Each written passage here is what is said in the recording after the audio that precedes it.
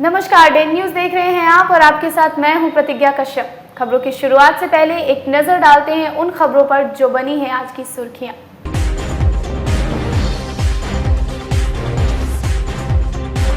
Bike सवार ने ले ली एक मासूम की जान।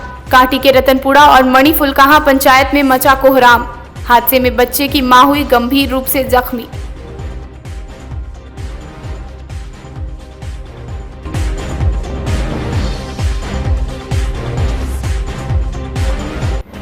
मीनापुर के अली नेवड़ा में घर गिरने से एक लड़की की हो गई दर्दनाक मौत। माता पिता हो गए घायल।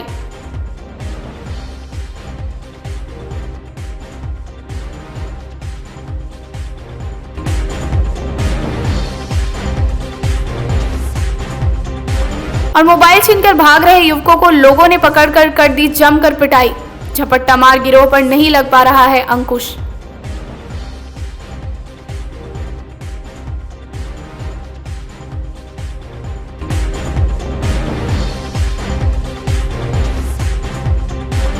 ये थी आज की सुर्खियां। अब खबरें विस्तार से।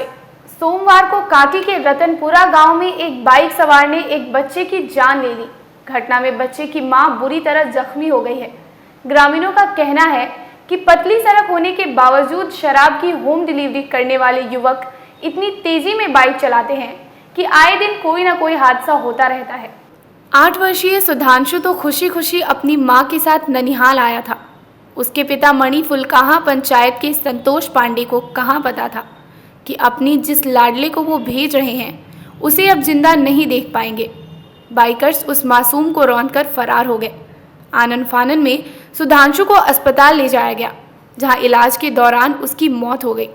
घटना के बाद से रतनपुरा और मणिफुलकाहा पंचायत में मातम पसर गया है। संतोष पांडे की पत्नी का इलाज चल रहा है। युवा सशक्ति संयोजक अनय राज ने जिला प्रशासन से 4 लाख मुआवजा प्रदान करने की मांग की है। क्या सूचना मिली थी सर? सूचना थाना प्रभारी महोदय के अनुसार मोबाइल पर सूचना दिया गया कि एक व्यक्ति घायल है। एक व्यक्ति जो लड़का जो है वो डेथ हो गया है। उसको हम जो इंक्वेस्ट कराने के लिए एसकेएम ले गए। आगे का क्या कार्रवाई रहेगी? आगे कार्रवाई जो होगा विधिवत कार्रवाई होगा। गाड़ी का पता चला है? गाड़ी का पता नहीं चला है। अज्ञात द्वारा मार्ग मोटरसाइकिल भाग गया। मीनापुर के अली नेवड़ा गांव में रविवार की देर रात महेंद्र भगत का घर गिरने से उसकी 17 वर्षीय बेटी विभा की दर्दनाक मौत हो गई। घर पर आए दोहरी आफत से परिवार में कोहराम मच गया है। हादसे में महेंद्र भगत और उसकी पत्नी सुनीता देवी गंभीर रूप से जख्मी हो गए हैं। ग्रामीणों ने जिला प्रशासन से पीड़ित परिवार को राहत और मुआवजा देने की मांग की है। मिठनपुरा क्लब रोड स्थित नीतीश्वर कॉलेज के पास सोमवार को मोबाइल छीनने के आरोप में लोगों ने बाइक सवार 2 युवकों की जमकर धुनाई कर दी। हुआ यूं कि आरडीएस कॉलेज का छात्र राहुल कुमार श्रीवास्तव फॉर्म भरकर साइकिल से लौट रहा था। इसी दौरान आमगोला ओवरब्रिज पर बाइक सवार 2 युवक राहुल का मोबाइल छीनकर भागने लगे। राहुल शोर मचाता हुआ साइकिल से ही उन दोनों का पीछा करने लगा। संयोग से हुआ ये कि उनकी गाड़ी नीतीश्वर कॉलेज के पास खराब हो गई। पीछे से शोर मचाते हुए राहुल पहुंच गया। मौके पर मौजूद लोगों ने बाइक सवार युवकों को पकड़कर पिटाई शुरू कर दी। इतने में मिठनपुरा पुलिस भी वहां पहुंच गई और आरोपितों को अपने कब्जे में लेकर मामले की छानबीन में जुट गई। कॉलेज से लौटने क्रम में ओवरब्रिज जब पार किया तो 2 बाइक सवार ने हमारा मोबाइल छीन लिया। मैं और मेरे मित्र मोहन कुमार ने बाइक से साइकिल से पीछा करके नीतीश्वर कॉलेज के सामने दोनों को पहुंचा हूँ। पकड़ा गया? जी, दोनों पकड़ा गया। मोबाइल हमारा मिल गया। मोबाइल रिकवरी हो गया? जी, मोबाइल हमारी रिकवरी कर दिया गया। देख, हमको सूचना मिला है कि ये मोबाइल चोरी नहीं करके भाग रहे हैं और ये लोग पकड़ा यहाँ पे, तो इसलिए दबोचा गया है और दबोच करके थाने ले जा रहे हैं। क्या कार्रवाई किया जाएगा सर? जो उचित कार्रवाई हो वही किया जाएगा। तिरहुत शिक्षक एवं स्नातक निर्वाचन को लेकर सोमवार से नामांकन दाखिल करने की प्रक्रिया शुरू हो गई। इसे लेकर तिरहुत प्रमंडल कार्यालय को छावनी में तब्दील कर दिया गया है। सुरक्षा के कड़े इंतजाम किए गए हैं। पहले दिन एक भी प्रत्याशी नॉमिनेशन करने नहीं पहुंचा, सिर्फ फॉर्म लेने कुछ उम्मीदवार पहुंचे। प्रमंडलीय आयुक्त पंकज कुमार ने बताया कि नामांकन की अंतिम तिथि 5 अक्टूबर है। नामांकन पत्रों की जांच 6 अक्टूबर को होगी और नाम वापसी की अंतिम तिथि 8 अक्टूबर निर्धारित है।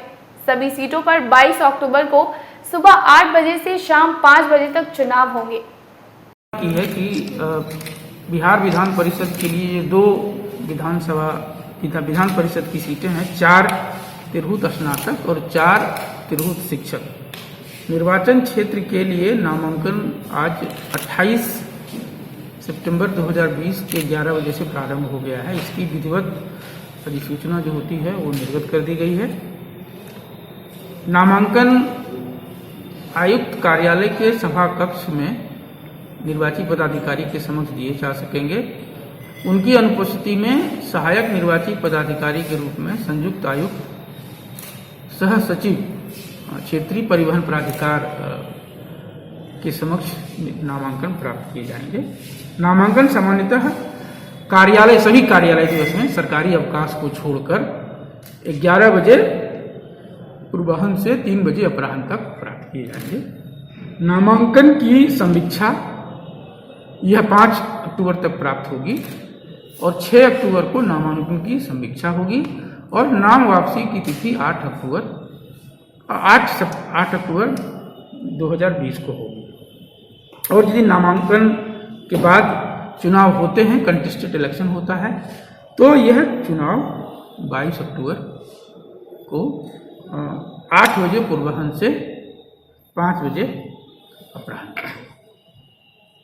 नामांकन के लिए एक साथ 2 व्यक्ति, प्रस्तावक और स्वयं अभ्यर्थी या उनके कोई 2 प्रस्तावक ही वही अनुमति होगी।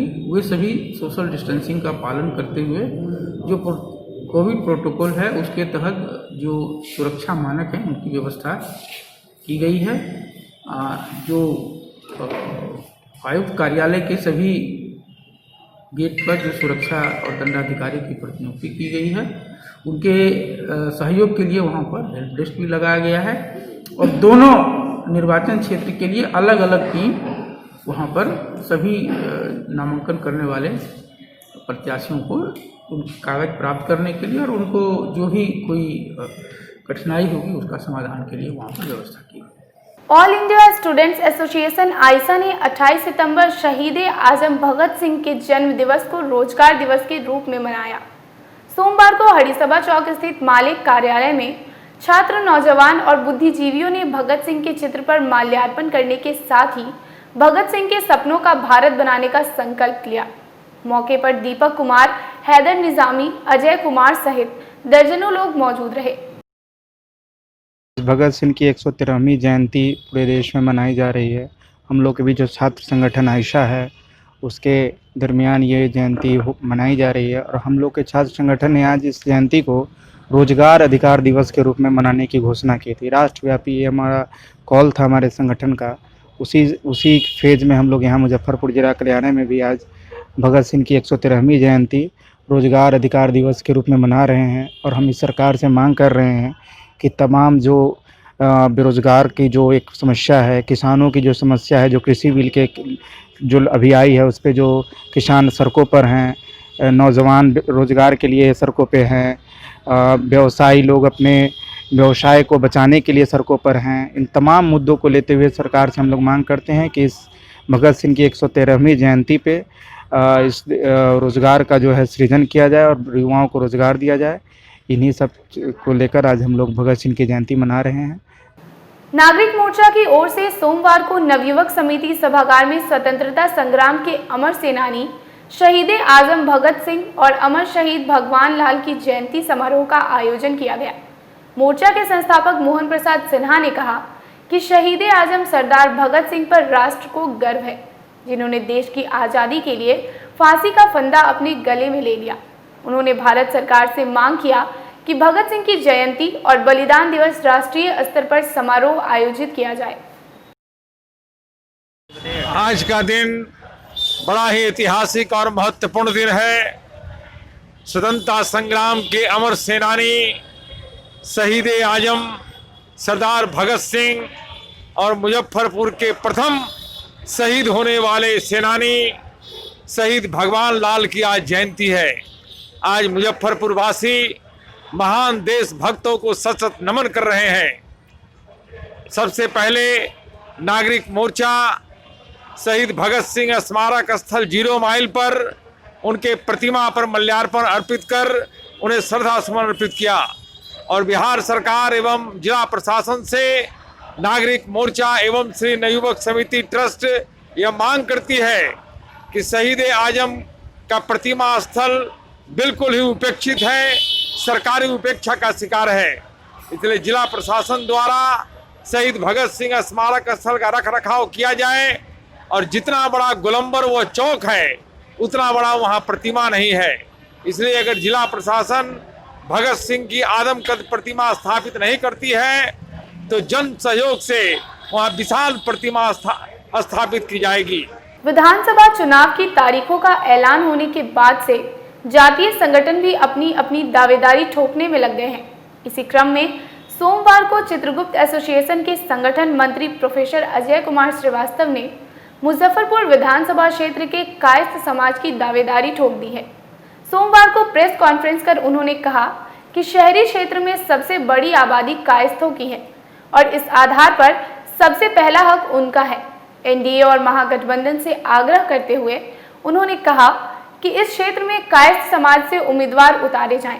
अगर यह दोनों ऐसा नहीं करते हैं तो कायस्थ समाज अपना उम्मीदवार खुद उतारेंगे।